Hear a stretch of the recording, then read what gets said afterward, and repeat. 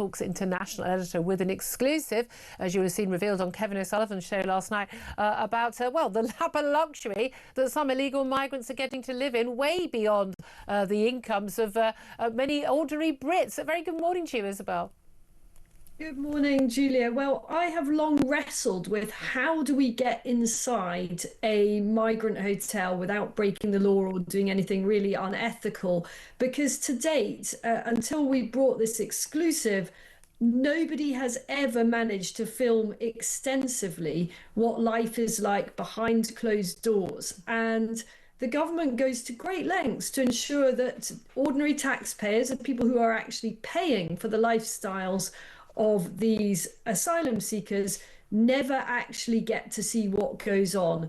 And now finally somebody has managed to get behind closed doors, not just for a few hours, not just for a couple of days, but for 3 whole months, during which he was able to film exactly what has been going on. And that person is Aston Knight. He was a contractor, so he didn't have to sign any of those very frightening, heavy-handed and non-disclosure agreements that ordinary employees have to sign.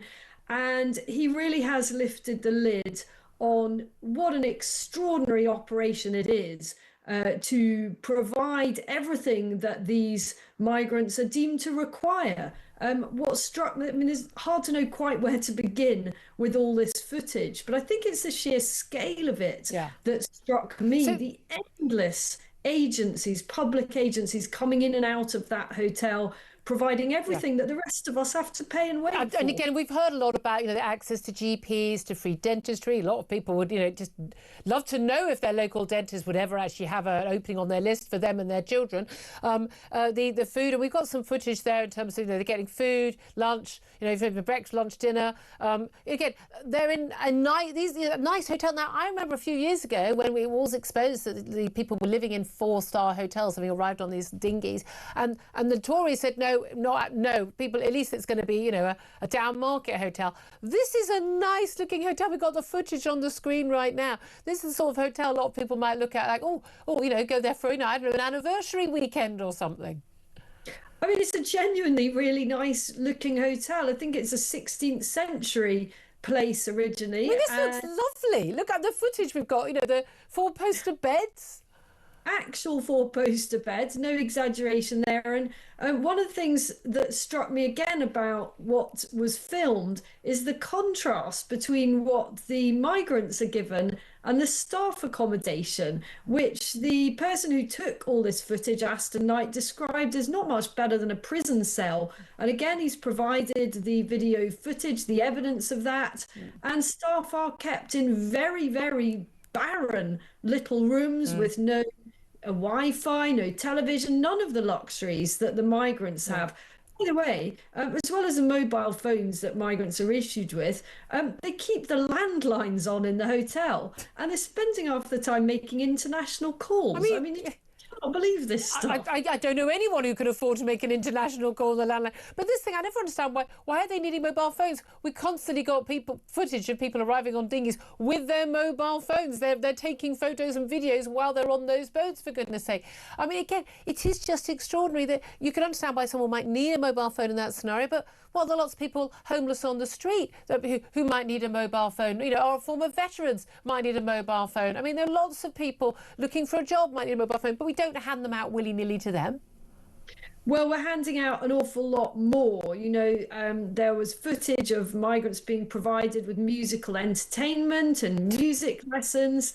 There was evidence that most of the men are working in full knowledge of those running the hotels who don't seem to think it's their job to communicate with the Home Office and say, hey guys, by the way, did you know that most of the people in this migrant hotel are actually working illegally? Apparently they don't seem to see that as their job. They're very pally with the so-called service users.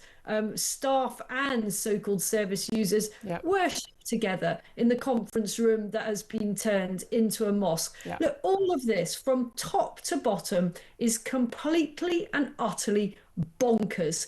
And I really think if anything demonstrates the need to shut down this whole system, it is this inside footage that for the first time confirms not only everything that we've all feared, but so much worse. Yeah. I didn't know, by the way, that female migrants are able to basically come here and have children, get pregnant while they're in migrant hotels in order to bolster their case to remain. Yeah. Our source says that in the time of that particular hotel, there have been 10 babies born to occupants. So they're handing out mobile phones, but not contraception, which you think would be a bit cheaper. But again, this is the thing, and we know that would make their case stronger with our courts. Well, you can't deport a mum and her baby. Of course not. Again, do we know whether the women are even choosing to get pregnant, or whether the dads are forcing them? We don't know. But this is the thing. When Keir Starmer talks about smashing the gangs, and when Rishi Sunak talked about stopping the boats, you're never going to stop the people who are making millions upon millions out of the people's, not desperation, their urge to come to this country, when they do not get these sort of benefits in France, and they come here because they know this is what on offer, and they know they can see footage from their mates who've already arrived. They know what they're going to get. And everybody who has pointed this out, the French president, others, just gets laughed at and ignored. But at the end of the day, people are going to still keep coming en masse while this is what is on offer to them. And why wouldn't they? Yeah. I mean, it's absolute no-brainer. I mean, all of this is advertised extensively, and it's not difficult to find the adverts. And on another show, I'll bring you some examples of just what's freely available. Yeah. It's not difficult to actually find a people smuggler. This is why I don't understand why Keir Starmer has been so spectacularly unsuccessful in smashing any gangs, because I could provide him with the mobile phone details of 2 or 3 people smugglers in the next 24 hours. Exactly. But there'll always be another one that takes their place, won't they? It's got to be that we tackle it from the side of, hey, maybe let's not offer everybody this stuff. Yeah, it's really that, and the ability to work. And I think there's an argument for people saying, we need to stop, ordering the Uber Eats and the Deliveroo's until they agree that only people who are legally allowed to work are actually delivering that food to us. Isabel Oakeshott, it's a fantastic scoop. Well done to you, and yet another brilliant scoop from you. Talks International editor there, Isabel Oakeshott.